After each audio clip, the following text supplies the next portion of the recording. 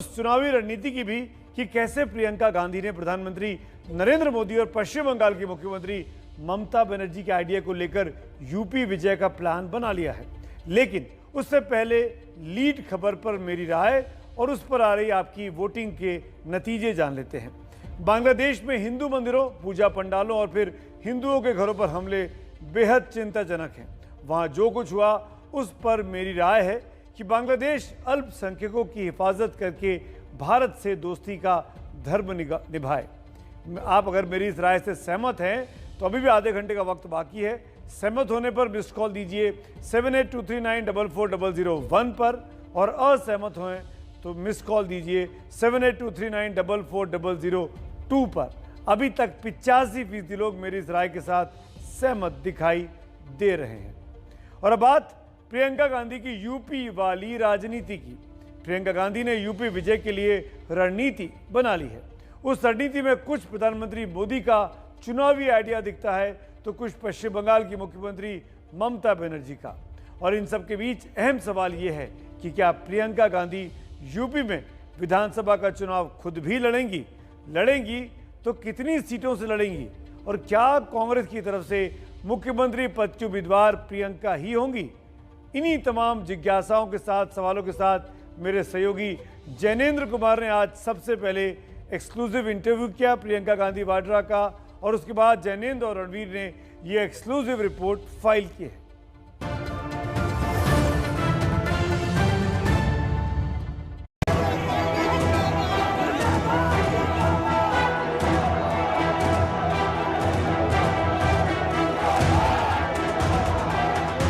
क्या यूपी विधानसभा चुनाव लड़ेंगी प्रियंका गांधी?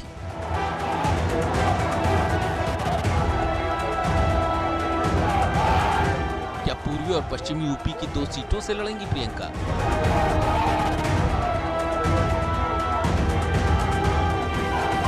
तो क्या प्रधानमंत्री नरेंद्र मोदी की तर्ज पर यूपी जीतने का है कांग्रेस प्लान?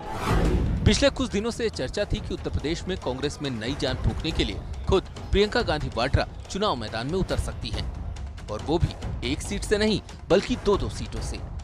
एक सीट पश्चिमी यूपी से हो सकती है और दूसरी पूर्वी यूपी से। इस पर एबीपी न्यूज संवाददाता जैनेंद्र कुमार ने प्रियंका गांधी से एक्सक्लूसिव बातचीत की, जिसमें प्रियंका ने चुनाव लड़ने पर इशारा कर दिया। अब वो सवाल जो लोगों ने प्रेस कॉन्फ्रेंस में भी पूछा आपसे, मैं भी पूछना चाहता हूँ, जो 40% टिकट महिलाओं को मिलने जा रहा है, क्या उसमें एक महिला से हम बात कर रहे हैं? क्या वो एक महिला उसमें से प्रियंका गांधी भी होंगी? सारे सवालों का जवाब आज ही चाहिए आपको। ये सबसे बड़ा सवाल है मैम कि अगर 40% महिलाएं लड़ेंगी, क्या उसमें एक नाम प्रियंका गांधी का होगा? देखते हैं, आगे देखते हैं कैसे परिस्थितियां। आप विचार कर रही हैं विधानसभा चुनाव लड़ने पर? क्यों नहीं करूंगी। किस सीट से चुनाव लड़ेंगे आप? अरे विचार कर रही हूँ, देखते हैं। या जो सीएम कैंडिडेट है, जो सीएम है, माफ करिए, योगी आदित्यनाथ, आप उनको चैलेंज करेंगे उनके बैस्टन में जाकर कोई परंपरागत सीट परिवार की? बातें मैं अभी तो आपको बता नहीं सकती क्योंकि इस पे कोई निर्णय नहीं विचार चल रहा है। विचार, चुनाव है, क्यों नहीं चलेगा। प्रियंका गांधी ने किसी भी तरह से इस खबर का खंडन नहीं किया कि वो विधानसभा चुनाव लड़ सकती हैं, यानी कांग्रेस पार्टी उन्हें यूपी विधानसभा के रण में उतार सकती है। तो सवाल ये उठता है कि क्या प्रियंका गांधी प्रधानमंत्री नरेंद्र मोदी की तर्ज पर 2 अलग अलग विधानसभाओं से चुनाव लड़ेंगी ताकि 2 अलग अलग इलाकों के वोटरों से खुद को जोड़ सकें। प्रधानमंत्री मोदी ने 2014 के लोकसभा चुनाव में अपने गृह प्रदेश गुजरात के वडोदरा सीट से चुनाव लड़ा, तो दूसरी तरफ यूपी की वाराणसी लोकसभा सीट से। पीएम मोदी ने 2 सीटों पर चुनाव लड़कर गुजरात से बिहार, झारखंड तक वोटरों को जोड़ने की कोशिश की और इसमें कामयाब भी रहे। अब प्रियंका पश्चिमी और पूर्वी यूपी से चुनाव लड़ती हैं, तो उनकी ये कोशिश उसी तरह की दिख रही है। 2014 के चुनाव में बीजेपी नरेंद्र मोदी को प्रधानमंत्री उम्मीदवार बनाकर मैदान में उतरी थी, लेकिन 2022 के चुनाव में क्या प्रियंका कांग्रेस की सबसे बड़ी चेहरा भर होंगी या मुख्यमंत्री पद का उम्मीदवार भी? प्रियंका ने इस सवाल को भी खारिज नहीं किया, बल्कि जवाब को भविष्य के हवाले छोड़ दिया। अगर चुनाव आप लड़ती हैं या नहीं भी लड़ती हैं, सीएम का चेहरा आप ही होंगी, क्योंकि चेहरा तो आप हैं। आप मुद्दे से हट गए।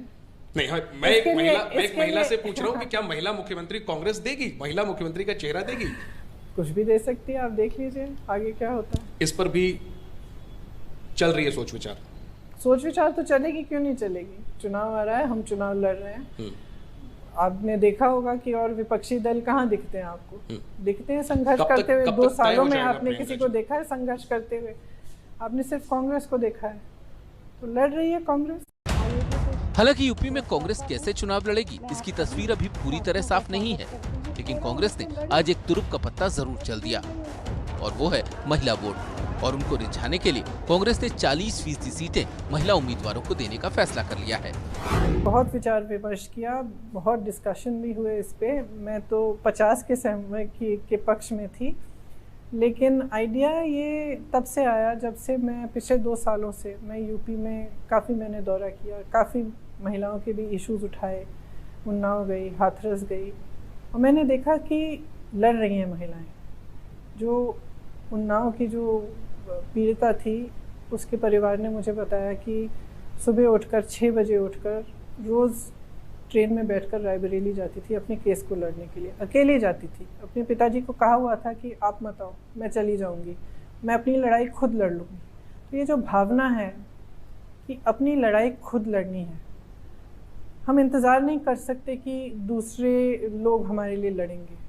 हम महिलाओं को समझना पड़ेगा कि अपनी लड़ाई हमें अपने आप लड़नी पड़ेगी। जब हम एक महिला को लड़ते हुए देखते हैं तो उसको कैटेगराइज करने के बजाय हमें एकदम से कहना चाहिए ये मेरी बहन है, ये मेरी लड़ाई भी लड़ रही है, सिर्फ अपनी लड़ाई नहीं है, इसके संघर्ष में मैं शामिल हूँ, मैं इसके साथ खड़ी रहूंगी। ये भावना है इस सोच के पीछे।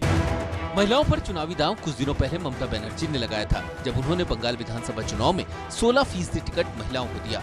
ममता को इसका फायदा हुआ, तो क्या उससे भी 2.5 गुना ज्यादा टिकट महिलाओं को देकर प्रियंका पीएम मोदी के साथ उनकी धुर विरोधी ममता की तर्ज पर भी अपनी रणनीति बना रही हैं? दरअसल कांग्रेस को लगता है कि अगर महिलाओं का साथ कांग्रेस के हाथ लग गया तो बल्ले बल्ले हो जाएगी, लेकिन विरोधियों को लगता है कि ये मुंगेरी लाल के सपने हैं। फिर जो है वो इस तरह के पिटे हुए पॉलिटिकल प्रयोग कर रहे हैं, करने की कोशिश जो है वो तब तक सफल नहीं होगी जब तक कांग्रेस पार्टी अपनी नकारात्मक नीतियों से बाहर नहीं आएगी, जब तक जो है वो कांग्रेस पार्टी अपने अहंकार से बाहर नहीं आएगी, जब तक उसको ये बात समझ में नहीं आएगी कि रस्सी जल गई है और बल अभी भी नहीं उनका गया है, तब तक वो इस तरह के जो है वो पॉलिटिकल प्रयोग करते रहेंगे। पॉलिटिकल प्रयोग भी करेंगे, पॉलिटिकल पाखंड भी करेंगे, पॉलिटिकल परेड भी करेंगे। हाथरस कांड से लेकर लखीमपुर कांड तक जिस तरह प्रियंका गांधी बेहद सक्रिय दिखी, उसमें कांग्रेस अपने लिए संभावनाओं के कई दरवाजे देख रही है, लेकिन जब तक संगठन मजबूत नहीं होगा सिर्फ चेहरे से बात बनती नहीं। लखनऊ से जैनेन्द्र कुमार के साथ रणवीर की रिपोर्ट। प्रियंका गांधी के हाथों में यूपी कांग्रेस की कमान है। आज जब वो लखनऊ में प्रेस कॉन्फ्रेंस कर रही थी तो मंच पर मौजूद 9-10 लोगों में 3 महिलाएं थीं। यहाँ भी लगभग 40 महिला चालीसा दिखाने की कोशिश में प्रियंका गांधी जरूर दिखाई दी, लेकिन जो महिला चालीसा प्रियंका पढ़ने जा रही हैं उसका असल फैक्ट क्या है? पिछले विधानसभा चुनावों में कांग्रेस ने 10% महिलाओं को टिकट दिया था। इस बार बात 40% पर आ चुकी है। विपक्ष को लगता है कि ये कांग्रेस का दिखावा भर है, जबकि कांग्रेस कह रही है कि उससे देश को पहली महिला प्रधानमंत्री दी थी इंदिरा गांधी के रूप में। इंदिरा गांधी खुद यूपी के रायबरेली से चुनाव जीती थी। वो अपने पिता जवाहरलाल नेहरू के बाद सबसे ज्यादा समय तक देश की प्रधानमंत्री रही हैं। वहीं कांग्रेस का कहना है कि यूपी की पहली महिला मुख्यमंत्री उसने ही दी, सुचेता कृपलानी के रूप में। अब कांग्रेस प्रियंका के जरिए महिलाओं को जोड़ना चाहती है, क्योंकि यूपी में 32 साल से वो सत्ता से दूर है। तो क्या कांग्रेस की नई चुनावी रणनीति के बहाने से ही यूपी की चुनावी राजनीति में महिलाओं की ताकत बढ़ेगी? यूपी में महिलाओं की राजनीतिक हैसियत देखें तो लोकसभा की 80 सीटों में 11 सीटों पर महिलाएं जीतती, यानी करीब 14% सीटों पर।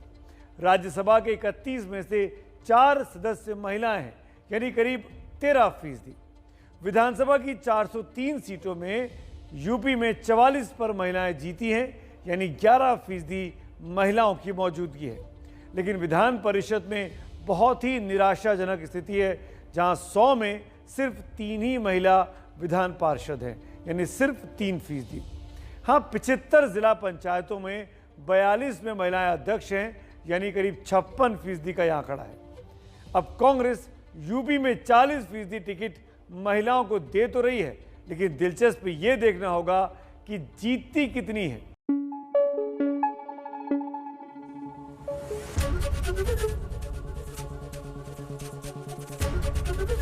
एबीपी न्यूज आपको रखे आगे।